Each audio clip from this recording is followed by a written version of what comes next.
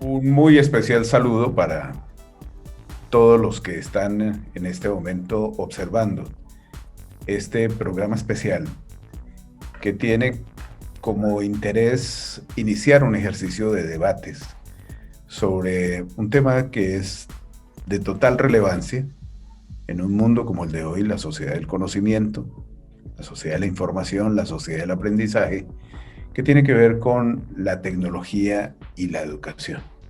Pues para ello tenemos una invitada de lujo, una gran colombiana que hace mucho tiempo es residente en España.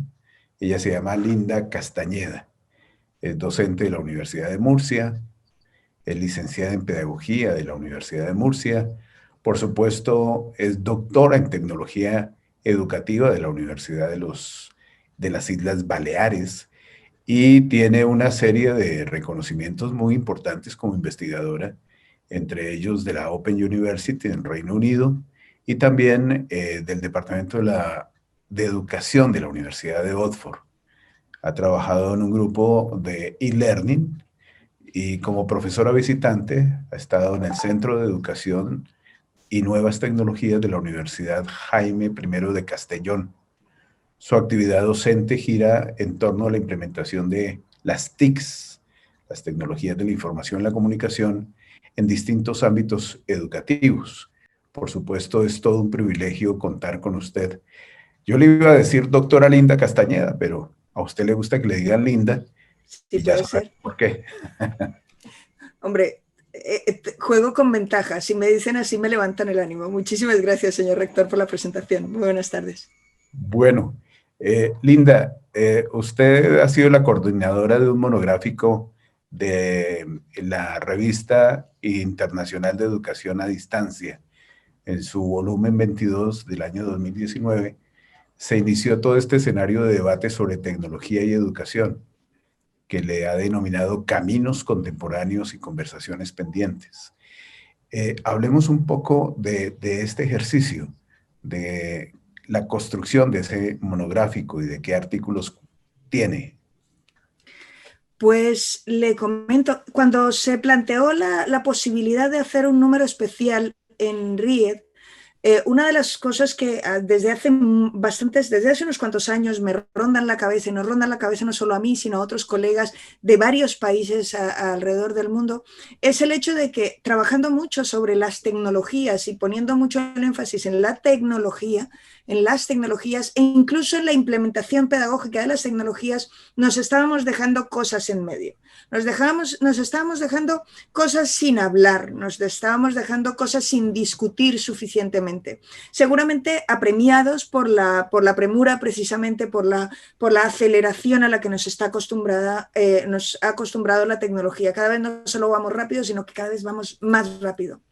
Sí. Y en esa rapidez y aceleración nos falta tiempo para hablar de cosas importantes. Entonces, cuando se me da la oportunidad y se me hace el encargo de este monográfico, la primera idea es busquemos cuáles son esos temas de los que no estamos hablando. ¿Cuáles son lo que llaman los gorilas, los elefantes en la habitación? Creo que dicen en inglés, hablan de los elefantes en la habitación. Eso que todo el mundo sabe que es algo importante, que está en medio de nuestras conversaciones, pero de los que no estamos hablando. Y para ello, pues tuve la enorme suerte de contar con gente de primerísimo nivel, no solo todos, la gran mayoría de ellos hispanoparlantes, castellanoparlantes. Entonces, se construyó un número en el que pudimos hacer desde una reflexión general, que es lo que se encontrarán ustedes, por ejemplo, en el editorial, que es el debate sobre tecnología y educación, caminos contemporáneos y conversaciones pendientes, pero también tenemos un trabajo de Thomas Daniel y de Ana Delido y de Michelle Baller sobre inteligencia colectiva, que a mí me parece tremendamente interesante, sobre aprender con aprendizaje personalizado y con IA y apoyado en Learning Analytics para el mercado laboral, que el grupo lo dirigía Graham Atwell. Teníamos otro trabajo del rector Antonio Moreira, de Tony Bates y José Mota, que son tres personalidades del e-learning alrededor del mundo y que tuvieron a bien escribir un artículo muy interesante. También estaba la profesora Nada Dabaj de la George Mason University, que escribió junto con su equipo, sobre cuestiones de enseñanza superior. Creo que es de importancia remarcar el trabajo del profesor Fernando Trujillo y de su equipo y del equipo de autores de autoría del trabajo, porque estuvieron focalizados en el aprendizaje de lenguas extranjeras, que es un punto obligado cuando estamos hablando de este mundo globalizado y este mundo de aprendizaje de aldea global. Es imprescindible hablar de aprendizaje de lenguas extranjeras. Y hay algunos sobre competencia digital que lo dirige el grupo precisamente de aquí, de Universidad de Murcia, u otros sobre los intereses a los que sirve la tecnología, que lo escribía Caroline Kuhn, que Caroline Kuhn está en Reino Unido, aunque tengo que decir que también es latinoamericana, solo que está aquí en Europa. Hemos hablado sobre entornos personales de aprendizaje, que tuve yo el placer de trabajar con un grupo entonces, y además hay un artículo que a mí francamente me gusta mucho, que analiza el debate del pensamiento computacional entendido como concepto, como asignatura y como foco de atención. Entonces se trataba de hacer un llamamiento a que la gente pensara fuera de cuál es el siguiente paso, cuál es la siguiente tecnología sobre la que tenemos que hablar. Era cuáles son los problemas, cuáles son los grandes debates de los que tenemos que hablar. Y así, y tuve mucha suerte. La verdad es que hay que tener mucha suerte para que un elenco de autores como el que se juntó en aquel número, pues tuviera bien escribir en aquella oportunidad. Yo creo que es un número que es muy interesante y que, como los buenos números de revista, a mi gusto, plantea más preguntas de las que responde, que yo creo que es lo más interesante para un investigador. Indudablemente. Usted ha dicho varias cosas que son muy importantes, ¿no? Hoy ese ritmo abrumador de la tecnología, el ritmo abrumador de la misma vida, pues hace que dejemos cosas tan importantes pendientes, y creo que el solo título que se le está dando a este referente de conversación pendiente le hace falta no solamente a quienes ya estamos en el mundo de la educación a distancia virtual, sino a aquellos que hacen parte especialmente de la educación convencional, porque a veces se piensa que la educación a virtual es como soplar y hacer botellas, y la verdad es que hay un fondo muy significativo que tal vez este tipo de estudios como los que usted ha venido compilando en esta revista, nos permiten decirle a la gente del común, bueno, realmente la educación desde la lógica de la tecnología crea nuevos metalenguajes. El caso, por ejemplo, de Learning Analytics. ¿Cómo valora usted este nuevo concepto y sobre todo este campo de estudio? Desde mi punto de vista, el cambio, bueno, desde mi punto de vista no, tengo que decir que esto lo aprendí de otro, que a su vez lo dijo otro, y que como todos estamos a hombros de gigantes. Yo, alguna de las cosas que digo se me ha ocurrido a mí, pero la mayoría de las que digo las he leído a otros. Y normalmente las cito, pero cuando vas hablando no puedes ir citando porque queda fatal. No, lo que le comentaba era, Learning Analytics es un campo de trabajo inevitable en el cual todo lo que es el uso de los datos, la recopilación, uso de los datos para su aplicación en entornos educativos, lo que llamamos Learning Analytics, es un campo de trabajo en tecnología educativa absolutamente inevitable, pero no por ello menos importante de ser analizado a fondo y en profundidad. En primer lugar, porque las Learning Analytics parten de un concepto que desde siempre para las personas ha tenido un poco de desagrado, que son los números. Nosotros entendemos que un 8 es un 8 y que no podemos hablar nada sobre el 8 ni discutirle nada al 8 porque es un 8. Y no es así. Lo cierto es que los números son productos de, y usted que es ingeniero seguro que me puede corregir, por favor, corríjame si me meto mucho la pata, pero los números son conceptos tan debatibles como cualquier otro concepto.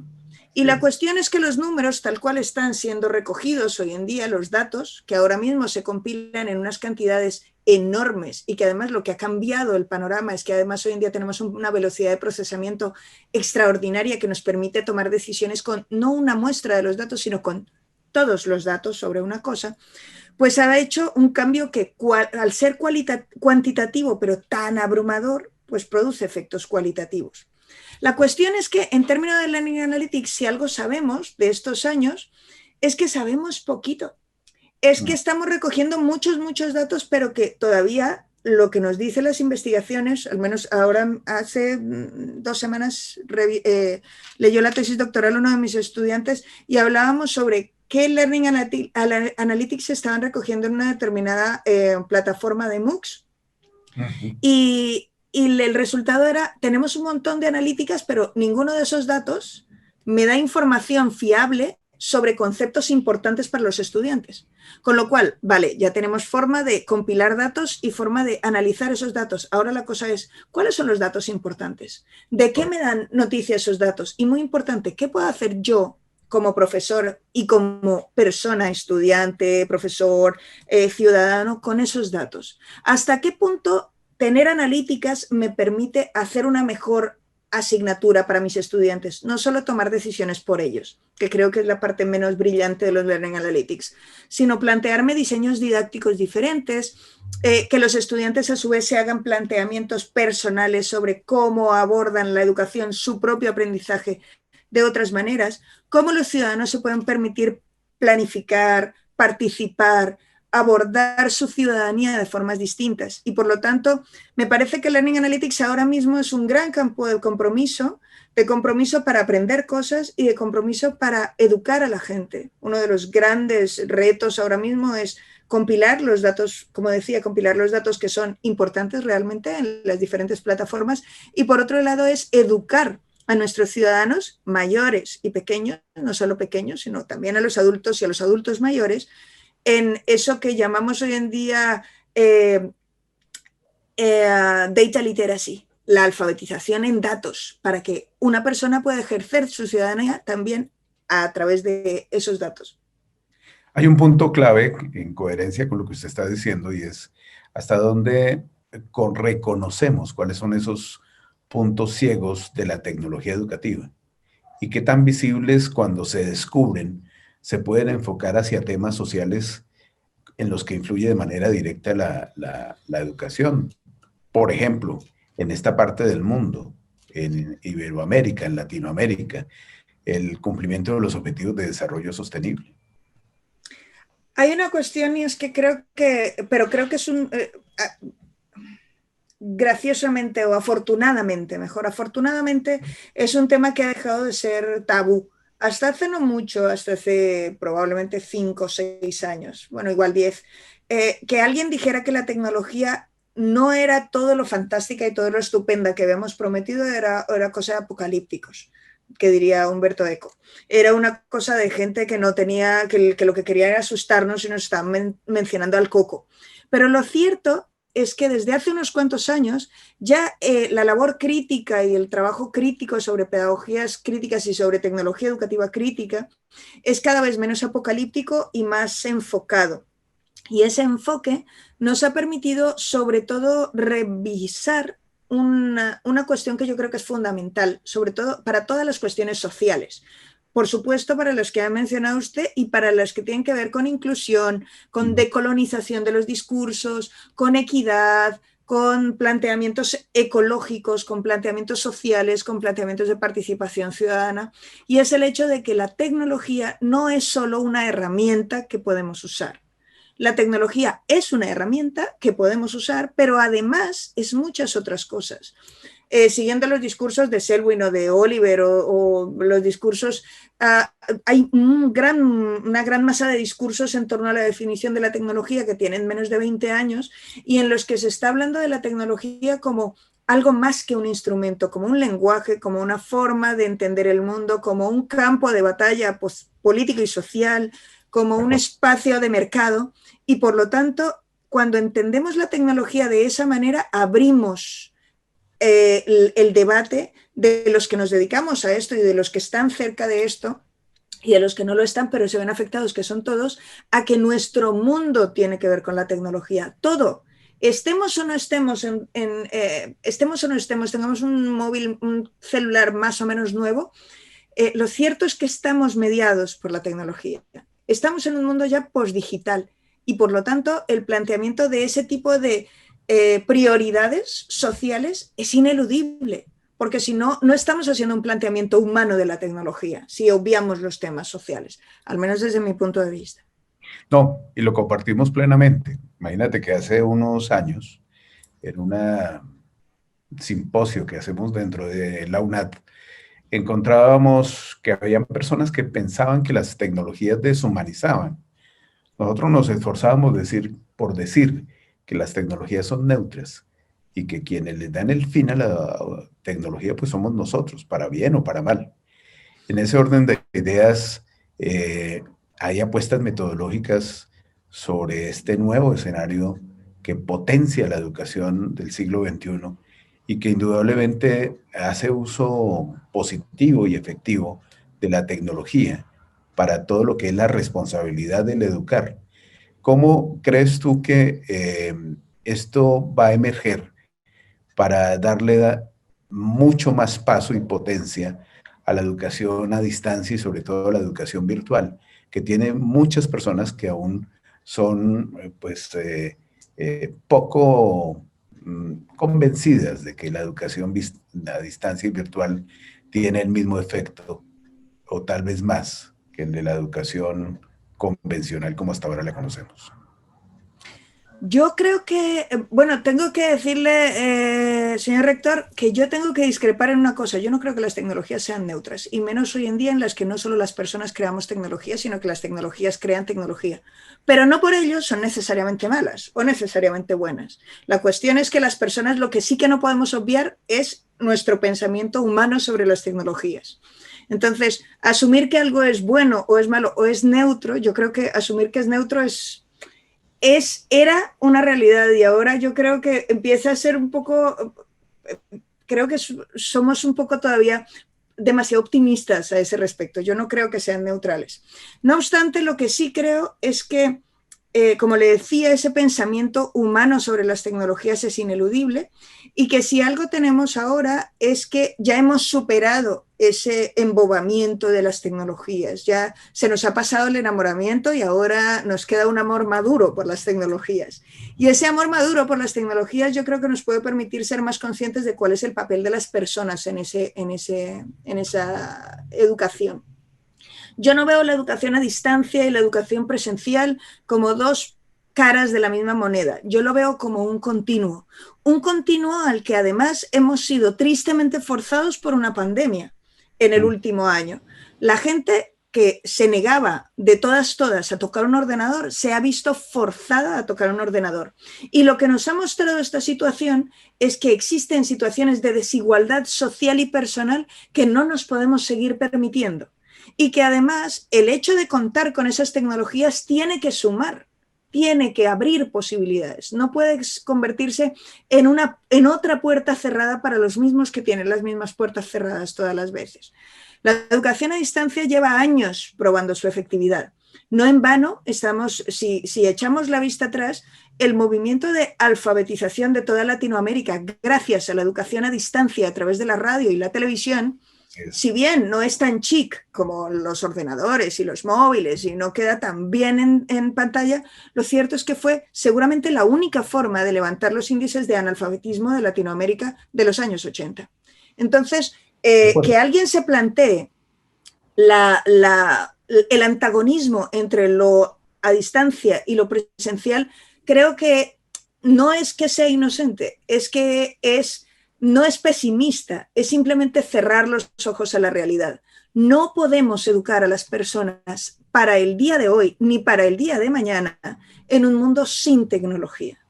Porque un mundo sin tecnología lastimosamente solo existe en la ciencia ficción. Y si queremos de verdad dar espacios a nuestros ciudadanos para que se incorporen activamente al mundo del trabajo, de la vida, de la humanización, para que estén en contacto con otras comunidades, para que sean capaces de poner en valor su lengua en caso de lenguas minoritarias, su cultura en el caso de culturas minoritarias, tenemos que darle acceso y posibilidades de hacerlo en los medios en los que se mueve el mundo hoy. Y hoy el mundo se mueve con tecnología. No se trata de que qué es más efectivo, a distancia o presencial. Son cosas distintas. Y algunas veces, la gran mayoría, trabajan de forma continua. Y hay cosas en las que yo seguiré prefiriendo tomarme un chocolate con queso en Bogotá, pues porque es Bogotá y en Bogotá se hace un chocolate estupendo. Pero lo cierto es que no se trata de qué es mejor o es peor. Se trata de aceptar que hay cosas que no nos podemos permitir. La educación presencial y convencional ya no existe. Es la educación sin tecnología, a mi gusto, es ciencia ficción. Ajá. Sí, digamos que en esto, pues la tecnología ha existido en los mismos tiempos que ha existido la evolución de la humanidad, ¿no? La rueda ya era una tecnología. Los cuchillos que hacían nuestros antepasados rudimentarios ya era una tecnología. La tecnología ha estado siempre acompañando al ser humano.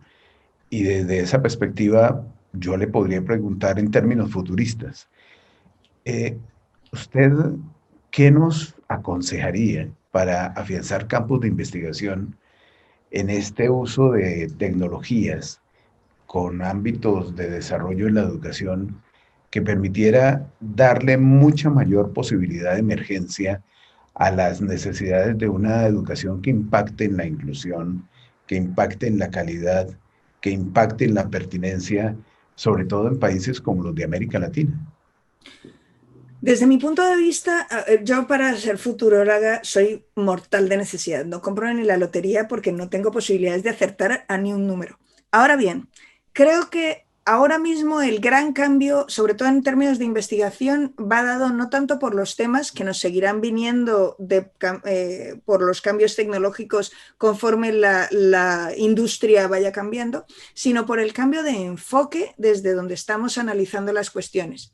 Creo que ahora mismo es fundamental hacer cambios metodológicos importantes en términos de investigación. En primer lugar, el cambio fundamental de entender que no se puede diseñar el aprendizaje y en lugar de hablar de diseño de enseñanza o diseño didáctico, hablar de cómo los escenarios se sitúan, cómo situamos el aprendizaje.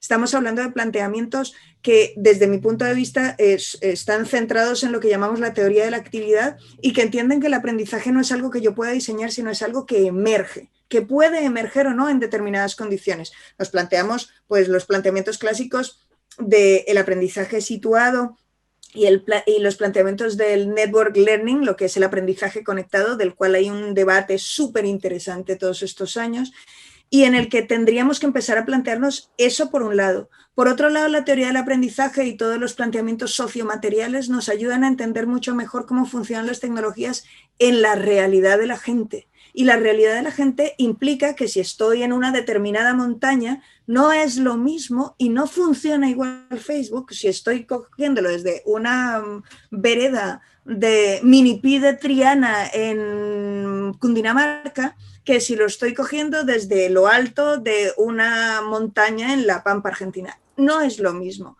porque no estamos en las mismas condiciones sociomateriales. Entonces, asumir esa perspectiva sociomaterial, asumir una perspectiva crítica, asumir una perspectiva de teoría de la actividad en donde la actividad del aprendizaje emerge y los profesores no diseñamos el aprendizaje, sino que diseñamos las condiciones, creo que puede ayudar a que la investigación en tecnología educativa sea más relevante, sea más interesante y se aproxime más a lo que es la realidad de las personas. Cuando uno lee el resumen del monográfico, pues encuentra que hay un propósito que es el de la revista, el de la RIED, que es contribuir a promover procesos críticos en el proceso evolutivo y de transformación de la educación y de la tecnología en su uso hacia estas mejoras que hemos hablado. Eh, Allí en ese monográfico hay 9 artículos que consiguen de alguna manera crear un escenario de cuestionamientos de base sólidos y promueven un análisis de insumo para debates como el que se quiere incentivar. ¿Qué nos podría comentar usted en torno a las recomendaciones sobre esos 9 artículos? ¿Cuál definitivamente la gente no puede perderse o cuáles? ¿O todos? A ver, tengo que, es como elegir entre los hijos, creo que no se puede. No, no creo que, a mí me gustan mucho todos. Si tuviera que quedarme con uno, a mí, a ver, creo que si tuviera que quedarme con dos, me quedaría con el de los profesores de la Universidad Jaume I sobre el debate de pensamiento computacional, porque hacen un debate en el que mezclan muy bien teoría y análisis crítico. Y el planteamiento de los profesores Antonio Moreira, Tony Bates y José Mota, porque yo creo que son gente realmente visionaria. Yo ahí, como le he dicho, tengo muy poca perspectiva, tengo muy poca vista, que diríamos en España. Pero creo que esos dos, insisto, es como elegir entre los hijos, pero creo que esos dos son de obligada lectura. Yo sé que el maestro Lorenzo García Aretio no me perdonaría si no le hago a usted una pregunta, y es en torno al reconocimiento internacional que ha logrado esta revista Riet, que él impulsa desde su nacimiento con gran maestría y lucidez. Eh, ¿Usted qué recomendación le daría a un colega en este mundo iberoamericano que quiera escribir en escenarios como el de la Riet para que impulsemos mayor productividad en torno al contexto de la educación pertinente y de calidad con el uso intensivo de tecnologías? Lo primero es que yo tengo que aprovechar el momento para mandar un saludo al profesor García Areto y darle las gracias por el encargo, porque además fue él quien me encargó este número especial y para mí es un honor que haya tenido a bien que alguien como yo dirigiera este trabajo. Mi recomendación, primero hay que tener paciencia, porque publicar no solo desde Latinoamérica parece especialmente difícil, pero en general el mundo de la publicación es un mundo bastante ingrato y bastante enrevesado en el que poco tienen que ver de vez en cuando los asuntos académicos. Ahora bien, si queremos publicar cosas interesantes y queremos que el discurso deje de ser monolítico, porque parece que en español solo publican los españoles y algunos latinoamericanos, y me parece completamente absurdo y desproporcionada la proporción que hay ahora mismo entre unos autores y otros, porque conozco la calidad de los autores latinoamericanos y me parece que deberían estar mejor representados. Creo que lo primero es leer las revistas. Hemos olvidado que para entender qué historias se cuentan en una revista hay que leer esa revista. No podemos esperar contar nuestra película en un sitio donde están contando cortos o en un sitio donde están haciendo películas históricas a ser una película de autor sobre una habitación cerrada. Entonces es importante leer las revistas, es importante estar muy al día del discurso y de cómo se está debatiendo. Es muy importante intentar ir más allá del discurso actual y para eso es importante leer los editoriales de las revistas. Los editoriales de las revistas en sus mejores versiones, alrededor de las mejores revistas del mundo, hablan de cuál es el porvenir. En el caso de Riet se hace mucho. Hay un artículo todas las veces en el que la editorial intenta mirar más allá. Los autores deberíamos mirar más esas editoriales, leer a nuestros colegas, intentar hacer investigación e intentar mirarla con otros ojos. Aparte, nos pasa un poco lo de los árboles y el bosque, que como tenemos el árbol tan cerca, perdemos de vista el bosque. Recordemos que cuando hacemos difusión de la investigación, lo que estamos intentando es contarle a los demás por qué algo tan como lo que yo he investigado, que normalmente es algo así de chiquitín, porque eso es lo que investigamos, cosas chiquitinas, porque es interesante desde tu punto de vista que estás a 10.000 kilómetros de distancia o a 20.000 si es que eres un atrevido y hablas en castellano aunque no eres castellano parlante nativo. Entonces, intentemos hacer ese ejercicio, leer a nuestros colegas para saber qué películas se escriben en cada una de las revistas, porque no en todas se habla de lo mismo, e intentemos hablar e intentemos contar no solo nuestra película, sino por qué nuestra película interesa al resto del mundo. Y además creo que yo quiero desde aquí hacer un llamamiento a escribir conclusiones. estoy un poco, y aquí estoy un poco cansada de leer en los artículos de las revistas, no solo en castellano, sino en inglés, en todos los idiomas, unas metodologías extensísimas, que hace falta metodologías mucho más serias, mucho más cuadradas, mucho más organizadas, menos estadística, más pensamiento de fondo. Pero he hecho en falta las conclusiones. Bueno, sí, vale, usted ha hecho todas unas ANOVAs y unas AMOVAs y unas no sé cuántas, muy bien. ¿Y qué? ¿Y entonces qué? Bien. Entonces, ¿qué? Entonces yo creo que esa visión de hacia dónde vamos, para ver por dónde van los tiros, de dónde venimos, quienes han escrito antes de nosotros, hacer una buena revisión de antecedentes y contar nuestra película no solo de nuestro punto de vista, sino desde el de los demás, desde de los otros investigadores que puedan estar interesados.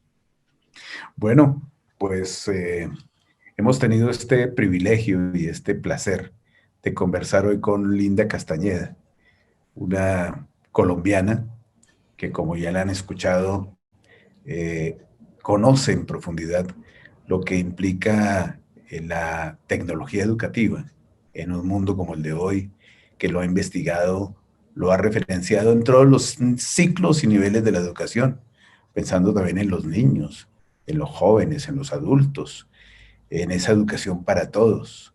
Y por supuesto, desde la IESAD, yo quiero darte el agradecimiento por este trabajo tan importante que haces, esa coordinación que hiciste del monográfico del volumen 22 de la revista, que eh, recoge una serie de debates que son necesarios para construir los nuevos caminos de la educación. Nos sentimos altamente reconocidos por esta conversación que hemos tenido contigo y por supuesto de saberte también una gran colombiana para el ejemplo de todos nosotros. Muchísimas gracias. Para mí es un honor, para mí fue un honor poder trabajar en este monográfico para la revista Ried, además para una revista que es de un continente, que se entiende como una revista de todos, para una revista abierta, pública, y además para mí es un enorme honor que se hayan empezado estos debates, estas entrevistas conmigo, que soy un puente, porque soy colombiana y soy murciana y estoy como a medio camino de las dos cosas, y para mí es verdaderamente un honor y un verdadero placer haber estado esta tarde. Muchísimas gracias, señor rector, muchísimas gracias a todo su equipo. Muchas gracias. A ti y a todos los que han hecho posible este primer conversatorio. Un abrazo enorme y nos seguiremos encontrando. A Claro todos, que sí. muchas gracias. Hasta la próxima.